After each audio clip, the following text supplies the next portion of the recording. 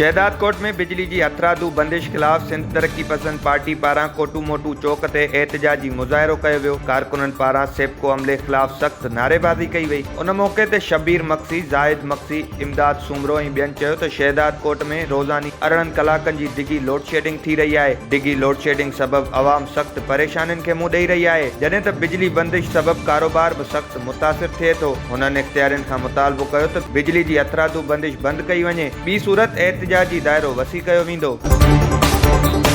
खानवान शहर जे शाही बाज़ार में 3 नामालूम हथियारबंद नवाज़ कम्युनिकेशन जे दुकान तां मोबाइल फोन ऐं रोक रक़म फुर करे फरार थी विया। हथियारबंदनि जो पीछो कंदड़ दुकान मालिक नवाज़ कोंदर खां साॻियनि हथियारबंदनि कुतुब मोरी वटां मोटरसाइकिल फुर करे फरार थी विया। इतला ॾियण बावजूद मक़ामी थाणे जी पुलिस वाक़े वारे हंधि न पहुती। न्यू सईदाबाद में बाअसरनि ऐं भाइरनि खिलाफ़ माज़ूर पुलिस एहलकार प्रेस क्लब पहुची वियो। उन मौके ते माज़ूर पुलिस एहलकार रहमतुल्लाह राजपूत इलाइक़े जे बाअसर सैयद ज़मीर शाह ऐं भाइरनि मथां इल्ज़ाम हणंदे चयो बाअसर ऐं भाइर रफ़ाक़त अली, मुश्ताक अली ऐं ॿिया घर मथां चढ़ाई कंदे घर ते कब्ज़ो करणु चाहिनि था। भाइरनि मां जान जो ख़तरो आहे। हुन DIG हैदराबाद ऐं SSP मटियारी खां मुतालबो कयो त बाअसर सैयद ज़मीर शाह ऐं भाइरनि खिलाफ़ कानूनी कार्रवाई कई वञे। राउंती कचे में ॾुआरनि खिलाफ़ पुलिस ऐं रेंजर्स पारां गॾियल ऑपरेशन कयो वियो। 1 महीनो अॻु गुडू लिंक रोड तां अगवा थियल मोहम्मद हनीफ शेख ऐं दिलबर शेख खे पुलिस ऑपरेशन कंदे बाज़ियाब कराए वरितो। पुलिस ऐं ॾुआरनि विच में 5 कलाकनि ताईं हलंदड़ ऑपरेशन बाद पुलिस ॾुआरनि जे थाकनि खे बाहियूं ॾेई साड़े छॾियो। बाज़ियाब थियल ॿिन्ही मुग़विन खे कागज़ी कार्रवाई बाद वारसनि हवाले कयो वियो।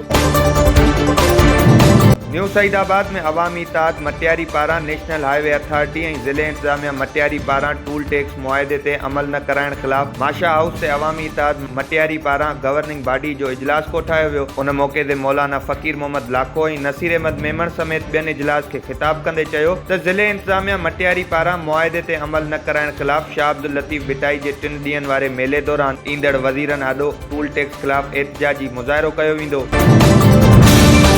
नामियारे शाइर डॉक्टर आकाश अंसारी क़त्ल केस जी ॿुधणी सेशन अदालत हैदराबाद में थी गुज़री। ॿुधणी दौरान 2 शाहिदनि जा बयान रिकॉर्ड करण बाद केस जी ॿुधणी सुभाणे ताईं मुलतवी कई वई आहे। अदालती फ़ैसिले मूजिबि आकाश अंसारी केस हफ़्ते में 3 भेरा हलायो वेंदो। वाज़े रहे त कुझु वक़्तु पहिरियां लतीफ़ आकाश पीउ डॉक्टर आकाश खे क़त्ल करण वारे बयान तां फिरी वियो हो। ॿुधणी बाद लतीफ़ मीडिया खे ॿुधायो त मिल्कियत जे मामले तां मूंखे पीउ जे क़त्ल केस में फासायो पियो वञे।